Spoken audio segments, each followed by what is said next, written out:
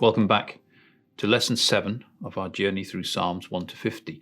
In this lesson, we're thinking about the big choice we all face in life, the choice we make about God, not just to trust in Jesus, but to make him the very center of our being. I remember once making the choice to answer a call. That might sound like no big deal, but I knew this particular call was a double-edged sword. Ignoring it would only make matters worse, but taking it would lead to confrontations and more confusion in a very tense situation. Now, I chose to take the call. It seemed the right and, if nothing else, the polite thing to do, and I regret it. It didn't help matters and only opened some horrendous doors. Life can be like that, full of choices with no obvious right path to take. Yet, when it comes to our choice about who or what we are going to live for, the Psalms make the way forward crystal clear. Have you ever been so thirsty you would trade anything for a glass of water? Well, that sort of thirst takes over your entire mind until it's quenched. David had a thirst like that, as we read in Psalm 42. As the deer pants for streams of water, so my soul pants for you, my God. My soul thirsts for God, for the living God. When can I go and meet with God? The experts tell us that most of us are dehydrated all the time. We simply don't drink enough water. Dehydration can make us tired and dizzy, give us headaches, and reduce our ability to think clearly. Basically, not many of us are running in optimal condition, and all for the lack of something most of us can get for free anytime we want. Ironically, it's only when we start drinking water that we begin to feel thirsty. The more we drink, the more we want to drink. As our health improves, thirst drives us back for more. And the same is true in our relationship with God. Spending time with him, drinking in his presence and his word, gives us more and more and more of an appetite for him. It's something we can do anytime, anywhere, and it's free. But we have to choose it. We have to invest in our spiritual health. This world can feel like a spiritual desert. It leaves us empty and parched, looking for something real and satisfying. And so all of us in this world are seekers, whether we realize it or not. Now, I hope you find today's lesson helpful as you think more about how true satisfaction is only found when, like David, we satisfy our thirsty souls in God. Once you've worked through the questions, press play on the video again, and I'll share a bit more about the difference seeking God makes to our everyday lives.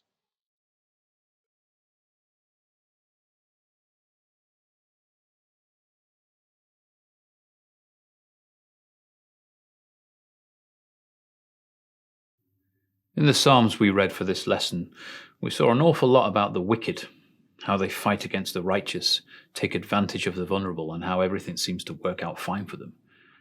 They do everything wrong, but it seems like they get away with it. Meanwhile, we're told to wait, trust the Lord, be still, be patient, don't fret, and don't get angry.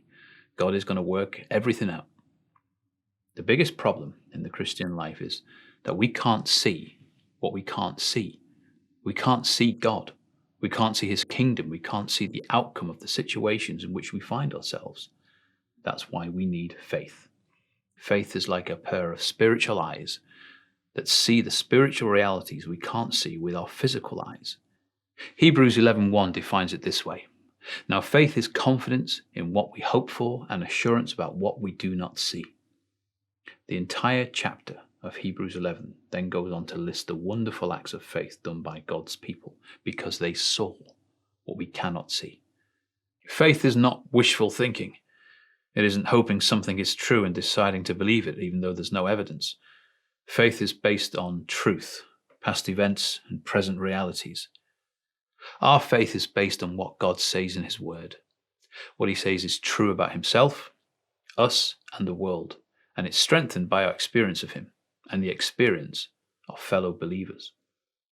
The Christian life begins when we make the choice to put our faith in Christ and the forgiveness and salvation he purchased for us on the cross. But the whole rest of the Christian life is also to be lived by faith. This is a one-time choice, and it is a new way of life, a new way of seeing the world.